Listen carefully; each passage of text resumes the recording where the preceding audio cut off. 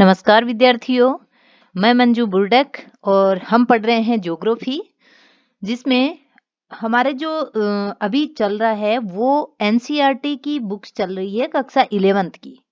देखिए आपके सामने अभी-अभी आरपीएससी के द्वारा सेकंड ग्रेड और फर्स्ट ग्रेड एग्जाम होना है। उसमें अगर आपको ज्योग्राफी का जो भी पार्ट लेना है वो ऑथेंटिक सोर्स माने तो वो है उनके लिए एनसीईआरटी बुक्स। ठीक है, तो हम अभी एनसीईआरटी बुक को स्टार्ट किया है हमने 11th कक्षा की।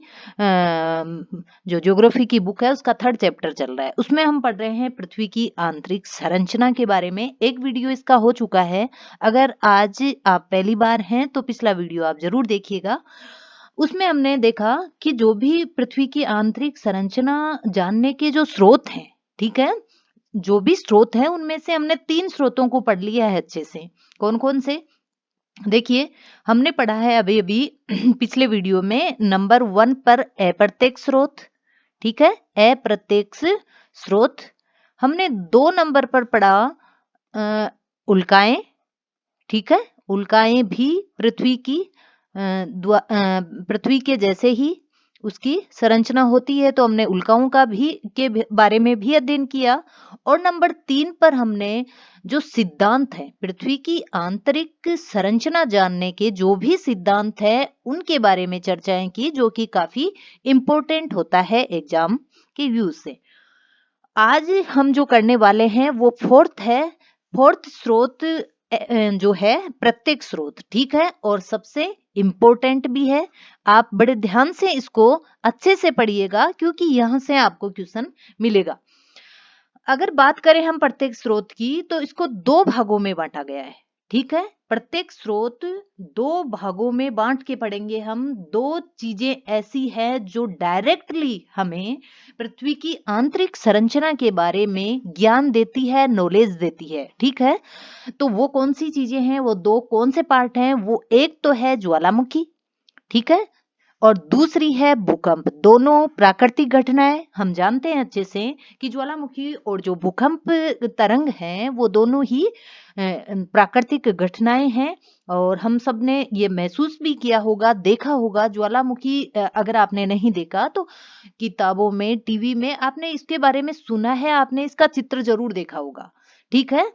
तो सबसे पहले हम बात करेंगे ज्वालामुखी की। तो देखिए, ज्वालामुखी जो है ये एक प्रत्यक्ष घटना है जिसके बारे में जिसके द्वारा हम पृथ्वी की आंतरिक संरचना को जानने में थोड़ा मतलब इसकी हेल्प ले सकते हैं। तो ज्वालामुखी तप्त और तरल मैग्मा बाहर आता है। हम सब जानते ही हैं कि ज्वालामुखी विस्फोट जहाँ होता है वहां पृथ्वी के अंदर से, पृथ्वी के गर्भ से तप्त और तरल मैग्मा बाहर आता है, ठीक है। जो भी लावा बाहर आता है वो काफी तरल होता है और तप्त होता है। तो इस चीज से जो ज्योग्राफर्स हैं वो अंदेशा लगाते हैं कि अगर पृथ्वी के गर्भ से ज्वालामुखी के दौरान अगर ये जो तरल लावा जो बाहर आ रहा है, इसका मतलब साफ साफ यह है कि पृथ्वी का जो भूगर्भ है वो तरल है, ठीक है। ज्वालामुखी घटना के द्वारा हम ये चीज पाते हैं कि पृथ्वी का गर्भ तरल है। बट जो अन्य मान्यताएं हैं वो कह रही है कि पृथ्वी का गर्भ तरल नहीं है, वो तो ठोस है, ठीक है। कुछ अन्य जो मान्यताएं हैं वो ठोस बता रही है पृथ्वी को। इसका मतलब ज्वालामुखी को भी अनिश्चित जानकारी देने वाला स्रोत माना है, ठीक है। इससे भी हमें कोई पर्टिकुलर स्थिति विशेष की मतलब जो भी ऑथेंटिक जो जानकारी है वो नहीं मिल पा रही। अब बात करेंगे हम भूकंपीय तरंगों की, ठीक है। देखिए, भूकंप आपने कभी ना कभी अवश्य फील किया होगा। साधारण सी बात है कि पृथ्वी का कंपन होना, ठीक है, पृथ्वी का कंपन होना वो कम ज्यादा हो सकता है। ये भी एक प्राकृतिक घटना है और इसमें क्या होता है कि तरंगे उत्पन्न होती है, ठीक है। आपको क्वेश्चन एग्जाम में ये नहीं पूछा जाएगा कि भूकंप किसे कहते हैं, क्या ये एक प्राकृतिक घटना है? नहीं, आपको क्वेश्चन अब जो मैं पढ़ाऊंगी वहां से पूछा जाएगा। तो ध्यान दीजिएगा, भूकंपीय तरंगे 3 प्रकार की होती है। कितने प्रकार की? 3 प्रकार की। कौन कौन सी? प्राथमिक, द्वितीयक और धरातलीय तरंग। ठीक है, इनको पी, एस और एल नाम से पुकारते हैं। प्राथमिक, द्वितीयक और धरातलीय, इन तीनों का ये शॉर्ट नाम है पी, एस, एल। ठीक है, अब कौन सी तरंग का क्या कार्य है, कितने समय में सबसे पहले धरातल पर कौन सी तरंग पहुंचती है, और इस प्रकार के जो भी क्वेश्चन है, ठीक है, वो हमें एग्जाम्स में मिलते हैं। तो ध्यान दीजिएगा, प्राथमिक जो तरंग है ये तीनों अवस्थाओं में गमन करती है। आप जानते हैं कि पदार्थ की जो 3 अवस्थाएं होती है, ठीक है, कौन कौन सी? गैसीय, तरल और ठोस। तो तीनों ही अवस्थाओं में जो प्राथमिक तरंग है वो क्या है कि गमन कर सकती है। इंपॉर्टेंट है, याद रखना, ऐसी कौन सी तरंग है जो तीनों अवस्थाओं में गमन करती है, तो वो है प्राथमिक। ठीक है, और सर्वाधिक तीव्र है, ये धरातल पर सबसे पहले पहुंचती है। ठीक है, याद कीजिएगा, सबसे पहले पहुंचने वाली तरंग भी पी है। और कणों का जो दोलन होता है, कणों का जो संचालन होता है इसमें, वो एक सिध में होता है। ठीक है, जैसे इस प्रकार से, ठीक है, ये एक सिध में इनका दोलन होता है। किसका? पी तरंग का। मार्ग इसका अवतल होता है। मार्ग कैसा होता है? इसका अवतल होता है। ठीक है, और गति की बात की जाए तो 8 किलोमीटर प्रति सेकंड इसकी गति है, जो कि सर्वाधिक है। ठीक है, यहां से क्वेश्चन मिल सकता है आपको उत्तल अवतल, तो मार्ग जो भी है वो पी तरंग का अवतल है। ठीक इस तरह जैसे कि ये पृथ्वी है और ये अवतल हो गया। ठीक है, ये कैसा है? ये इस प्रकार से कुछ है, यानी अवतल। अब बात करेंगे हम द्वितीय की, सेकेंडरी तरंग की। तो इसमें क्या है कि ये तरल में लुप्त हो जाती है, जबकि अभी हमने देखा था जो पी तरंग थी वो तीनों अवस्थाओं में गमन कर सकती थी, बट जो सेकेंडरी है वो तरल में लुप्त हो जाएगी। ठीक है, याद रखना, ओल्ड हमने बताया है कि ये 120 डिग्री पर विलुप्त हो जाती है। ठीक है, वैज्ञानिक का नाम पूछ सकते हैं आपसे एग्जाम में, और ये डिग्री भी आपको याद करनी होगी, कितने डिग्री पर? 120 डिग्री पर विलुप्त हो जाती है सेकेंडरी जो तरंग है वो। ठीक है, और इसकी जो गति है, इसका जो दोलन है वो समकोण पर होता है। याद रखना, एक सिध में न होकर समकोण पर होता है। ये जल या प्रकाश तरंग के समान गति करती है, याद रखना।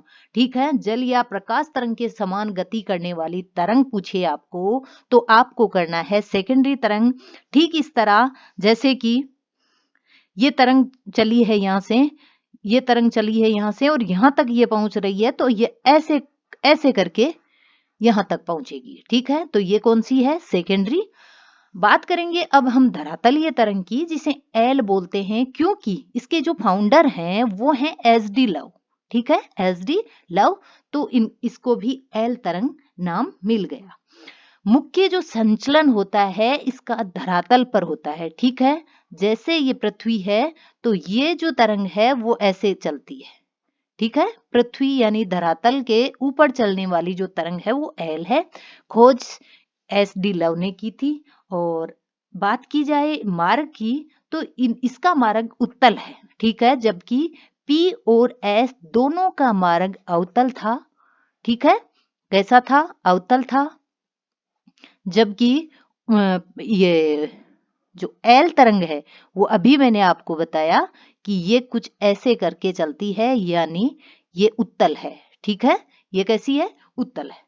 और अगर हम ये इसकी गति की बात करें तो सबसे ज्यादा पी की 8 किलोमीटर प्रति सेकंड, नंबर 2 पर है सेकेंडरी की 6 किलोमीटर प्रति सेकंड।